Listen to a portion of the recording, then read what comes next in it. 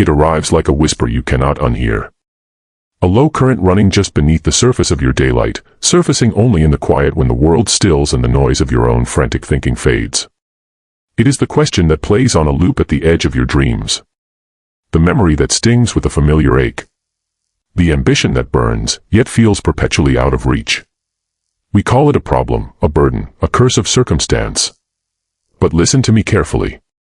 If it will not let you go, it was never meant to be escaped. We are taught to run from what hurts, to silence the questions that have no easy answers, to medicate the ache of the unknown. But what if the ache is the answer? What if that persistent, gnawing, sleepless thing you call a problem is actually the most honest and true part of your journey knocking at the door of your awareness? It is not a sign you are lost, it is a sign you are being found. It is the blueprint of your becoming, tracing its lines upon your heart. You have tried to solve it. You have tried to outrun it. You have tried to rationalize it into submission, to bury it beneath accomplishments and distractions. Yet, here it is. Unmoved. Unshaken. As if it is waiting for something. And perhaps it is. It is waiting for you to stop wrestling with the door and realize that the door is not the obstacle, it is the threshold. The problem is not a wall, it is a weight. It is the gravity that pulls you down to earth, so that when you rise, you are planted firmly in your own power. Tonight, I want you to change your stance. Do not look at this thing with the eyes of a victim searching for an exit. Look at it with the eyes of an architect who knows that the pressure of the stone is what makes the pillar strong. The thought that won't leave your head is the beginning of a prayer. The anxiety that grips your chest is the birthing of new strength. The failure that echoes in your memory is the sound of a path being cleared. So, let us stop searching for a way out. The only way out is through. It is time to sit with the thing that won't let you go. It is time to stop fearing the weight and start letting it forge you. For the problem that will not release you is not your prison.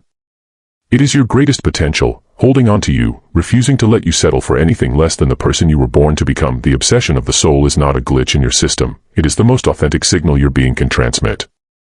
We are often taught to believe that peace lies in the absence of persistent thought, that a quiet mind is the ultimate goal, and that anything which clings to our consciousness is a malfunction to be debugged. But this perspective fundamentally misunderstands the nature of a soul that is alive and awake.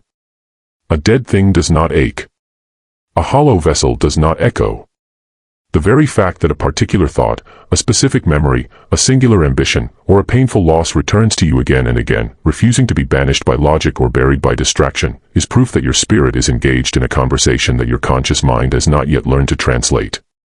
This is the frequency of your essence, a vibration that only you can hear because it was tuned specifically to the key of your destiny. It haunts you because it is holy. It lingers because it is loaded with meaning that your everyday self, the self that functions in meetings and runs errands and smiles at strangers, has not yet had the courage to unpack. The problem that won't let you go is, in truth, a quest that your soul recognizes as essential to its evolution, a riddle that, once solved, will not simply answer a question but will fundamentally alter the person who asked it. Consider the nature of obsession in the lives of those we admire. The artist who cannot sleep until the image in their mind is on the canvas, the scientist who dreams of equations and wakes with the solution burning in their chest, the mother who cannot stop thinking of a way to heal her child. These are not burdens, they are beacons. They are the soul's way of saying, this matters. Pay attention. This is the work you were sent here to do. When a problem refuses to leave, it has crossed a threshold. It is no longer a nuisance to be managed, it has become a companion to be understood. It walks with you not to torment you, but to tutor you. It whispers in your ear not to drive you mad, but to drive you toward a version of yourself that can hold the weight of its solution. The tragedy is not that we have problems, the tragedy is that we spend our lives trying to amputate the very parts of ourselves that are trying to grow. We medicate the obsession, we rationalize it away, we fill our lives with noise to drown it out, and in doing so, we silence the only voice that knows the way home. But the soul is patient. It will wait. It will send the same thought in the middle of your most productive day, it will replay the same memory as you drift toward sleep, it will ignite the same ambition when you feel most settled. It will not let you go because it cannot let you go. Your spirit is tethered to this thing because your spirit knows that on the other side of this wrestling match lies your liberation. The frequency that only you can hear is not a curse, it is a calling. It is the raw material of your purpose, the clay of your becoming, the fire that will either consume you or refine you. The choice, as always, is yours. You can continue to treat it as an enemy to be defeated, or you can finally turn and face it as the teacher it has always been, knowing that the obsession of your soul is not the problem. It is the prelude to your most profound breakthrough. There comes a pivotal moment in the journey of every persistent problem when the nature of the struggle itself begins to shift, and you feel it not as a gradual change but as a sudden and undeniable recognition that everything you thought you knew about your burden has been wrong. That moment arrives when you stop asking, "How do I get rid of this?" and instead find yourself wondering, "What is this trying to teach me?" This is the sacred turning point where a burden transforms into a calling, where the weight you have been desperately trying to shrug off reveals itself as the very anchor that will keep you steady in the storms ahead.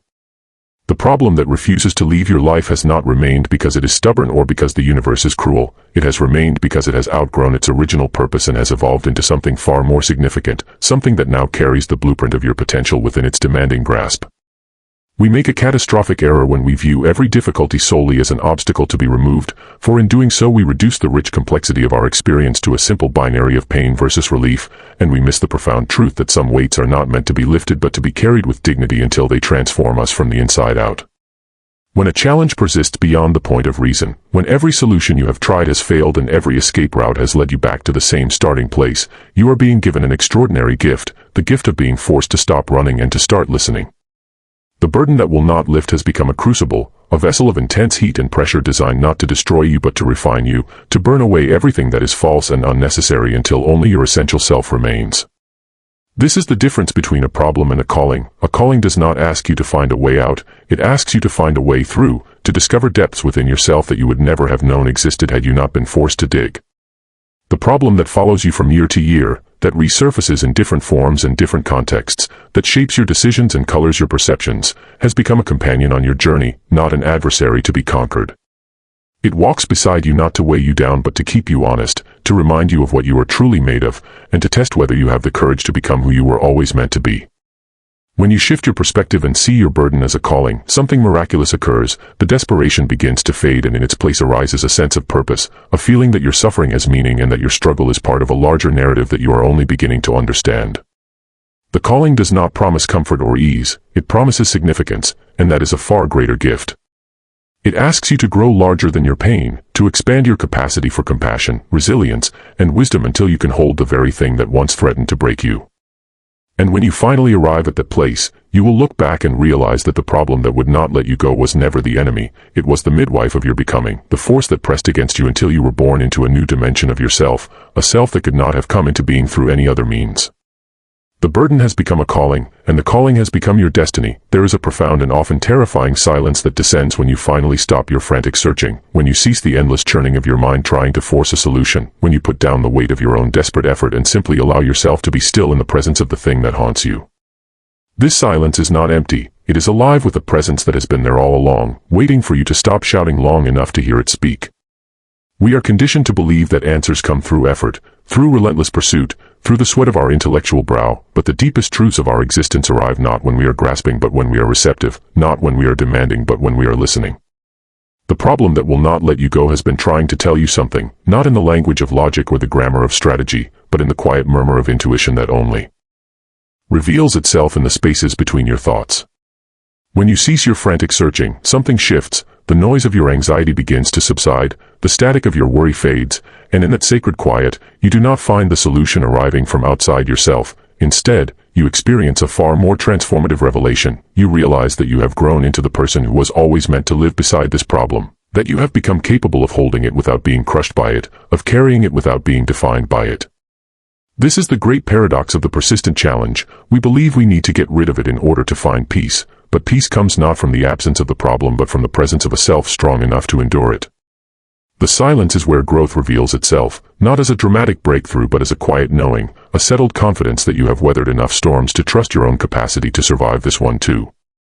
In the moments when you stop fighting and start accepting, when you release your grip on the outcome and surrender to the process, you discover that the problem has been shaping you all along, carving you like water carves stone, not through force but through persistence, not through violence but through patient, unrelenting presence. You look in the mirror and you see someone different from the person who first encountered this difficulty, someone wiser, more compassionate, more grounded, more real. The solution you were searching for was never a destination, it was a transformation, and that transformation has been occurring within you with every sleepless night, every tearful prayer, every moment of doubt that you chose to face rather than flee. The silence teaches you that you are not defined by your circumstances but by your response to them, that your worth is not determined by your ability to solve every puzzle but by your willingness to sit with the mystery and let it teach you what you need to know. When you cease your frantic searching, you stop treating the problem as an enemy to be defeated and begin seeing it as a teacher to be honored, a mirror reflecting back to you the parts of yourself that are ready to be seen. And in that moment of recognition, you understand that the peace you sought was never on the other side of the problem. It was within you all along, waiting for you to grow quiet enough to feel it, patient enough to claim it, and brave enough to live it. The greatest deception we embrace in our moments of struggle is the belief that peace lies in release, that freedom comes when we finally sever the tether to the thing that haunts us, that healing means walking away and never looking back. But the problem that will not let you go has a grip that is not meant to be broken, it is meant to be understood, and in that understanding, you discover the profound paradox that peace is not found in letting the problem go but in letting it transform you.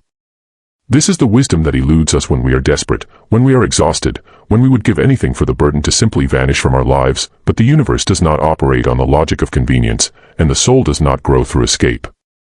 The tighter the problem holds you, the more it becomes clay in the hands of your destiny, malleable material that can be shaped into something beautiful if you stop struggling against the pressure and begin surrendering to the process. Think of the potter at the wheel, the clay spins and the hands press firmly, and without that pressure, there is no vessel, no form, no purpose, only a formless lump of earth that has not yet discovered its reason for being. You are the clay and the potter both, and the grip of the problem is the pressure that gives you shape, the force that reveals the contours of your soul. When you resist the grip, you resist your own becoming, you fight against the very thing that is trying to form you into someone capable of holding more life, more love, more truth. But when you relax into the hold, when you stop asking to be released and start asking to be remade, something shifts within you. The pain does not disappear, but it changes. It no longer feels like punishment but like purpose, no longer like cruelty but like craftsmanship. The problem that holds you is not your enemy, it is your sculptor, and every moment of pressure is a chisel stroke revealing the masterpiece that has always been hidden beneath the surface of your ordinary self. This is the paradox that transforms suffering into strength. The tighter the grip, the more profound the transformation, the more persistent the pressure, the more beautiful the form that emerges. You cannot become who you are meant to be without being held by something greater than yourself, something that refuses to let you settle for the small version of who you could become. The problem that will not let you go is the hand of your destiny gripping you with love, refusing to release you until you have been fully shaped, fully refined, fully ready for the life that awaits you on the other side of your struggle. And when you finally stop fighting the hold, when you let the pressure do its work, you discover that the peace you were searching for was not in escape but in surrender, not in freedom from the problem but in freedom within it, not in letting go but in letting be. The grip becomes a grounding, the weight becomes a foundation, and the problem that once seemed like a prison reveals itself as the very structure upon which your new life will be built, a life that could not have been constructed without the pressure, without the hold, without the stubborn, relentless, loving grip of the thing that would not let you go. We are taught from the earliest moments of our consciousness to avoid pain, to seek comfort, to see suffering as a deviation from the natural order of things, an error to be corrected, a misfortune to be escaped. But what if everything we have been told about the nature of our pain is incomplete? What if the very thing we spend our lives running from is actually the raw material of our most powerful future, the currency with which we purchase our deepest transformation? The problem that will not let you go carries with it a cost that you have been paying every single day, sleepless nights, anxious hours, tears that fall in the darkness when no one is watching, and it is easy to see this cost as a punishment, a debt you never asked to incur, a burden unfairly placed upon your shoulders. But shift your vision for just a moment and see the pain not as a penalty but as a payment, a down payment on a future self who will be capable of things your current self cannot even imagine. The suffering you endure is not wasted, it is invested, deposited into the account of your becoming, earning interest in the form of wisdom, compassion, resilience, and depth that cannot be acquired through any other means. Every tear that falls waters a seed of understanding that will one day bloom into insight that helps someone else carry their own burden. Every sleepless night spent wrestling with the thing that haunts you builds the muscles of your spirit, preparing you to lift weights that would have crushed you before this struggle began. Every moment of doubt that you choose to face rather than flee adds a layer of courage to your soul, courage that will be needed when you stand in the fire of your next challenge. The currency of suffering is not pleasant to spend, but it purchases things of infinite value. It buys you the ability to look into the eyes of another who is hurting and truly see them, to speak words that carry the weight of genuine empathy because you have walked through the valley yourself. It buys you the capacity to appreciate joy in ways that those who have never suffered cannot, because you know the contrast, you know the cost of peace, and you do not take it for granted. It buys you the strength to stand when everything around you is crumbling, because you have been forged in the fire and you know that you can survive what you have already survived. The problem that will not let you go is not your enemy, it is your investor, your patron, your sponsor on the journey of becoming. It asks for your pain not because it enjoys your misery but because it sees the potential in you that you cannot yet see. It knows what you are capable of becoming, and it is willing to pay the price to bring that version of you into existence. The suffering is the tuition, and the education you receive is priceless. It is the education of the soul, the training of the spirit, the preparation for a destiny that requires every ounce of strength you have been forced to develop. When you finally emerge from this crucible, and you will emerge, you will not be the same person who entered it. You will carry scars, but those scars are not marks of shame, they are medals of honor, proof that you faced something terrible and did not break. You will carry memories, but those memories are not chains, they are foundations, the solid ground upon which you will build a life of meaning and purpose. The pain was the fuel, and the fire it ignited within you will burn for the rest of your days, not to consume you but to illuminate the path for others who are still walking in darkness, still searching for the light that you have found through your willingness to pay the price of becoming.